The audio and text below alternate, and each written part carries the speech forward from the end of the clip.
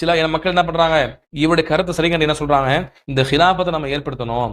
ஹிலாபத்தை ஏற்படுத்துவதா இருந்தா நம்ம என்ன செய்யணுமா, ஒற்றுமையா நம்ம இருக்கணும். நமக்குள்ள உள்ள அந்த சண்டையை என்ன செய்யக்கூடாது, பெருசாக்க கூடாது. பிதாத்தை எதிர்த்து பேசக்கூடாது, ஷிர்க் எதிர்த்து பேசக்கூடாது, ஹதீஸ் மறுப்பு எதிர்த்து பேசக்கூடாது.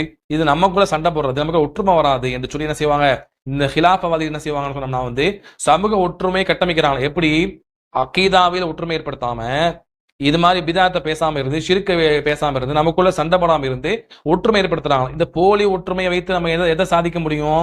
அல்லாஹ் என்ன சொல்றான், நீ திரும்ப எடுத்து படிச்சு பாருங்க, வசனங்களை படிச்சு பாருங்க.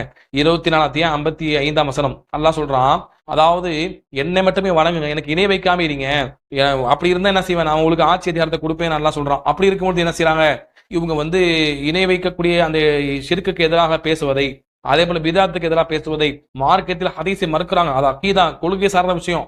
ஹதீஸை மறுப்பது இஸ்லாத்தை வெளியேற்றக்கூடிய ஒரு காரியம். இவ்வளவு விளக்கங்கள் சொல்லப்பட்ட பின்னாலையும் அந்த விளக்கத்தை எல்லாம் ஏற்றுக்கொள்ளாம தாந்தோணித்தனம் ஹதீஸை மறுக்கிறாங்களா இல்லையா? அவங்களுக்கு எதிராக நம்ம பேசணும்னா, நீங்க எல்லாம் சண்டை போடுறீங்க, ஒற்றுமை ஏற்படுத்த மாட்டேங்கிறீங்க சொல்றாங்கன்னா, அப்ப இந்த போலி ஒற்றுமை வைத்து என்ன செய்ய முடியும்? இந்த போலி ஒற்றுமையை வைத்து நம்ம இந்த அரசியல கூட முன்னுக்கு வர முடியாது. பாக்குறோமா இல்லையா? அப்படி இருக்கும்பொழுது எப்படி இஸ்லாமிய ஆட்சியை கொண்டு வர முடியும்? அப்ப மார்க்க சொன்ன அடிப்படையில பயணிச்சா மட்டும்தான் இஸ்லாமிய ஆட்சியை கொண்டு வர முடியும். அப்ப எந்த அளவுக்கு போயிட்டாங்க இவங்க இதெல்லாம் பேசக்கூடாதுன்னு சொல்றாங்கன்னா, அப்ப எந்த அளவுக்கு இவங்களுடைய மார்க் அறியாமை வெளிப்படுதுன்னு மக்கள் புரிந்து கொள்ளுங்க.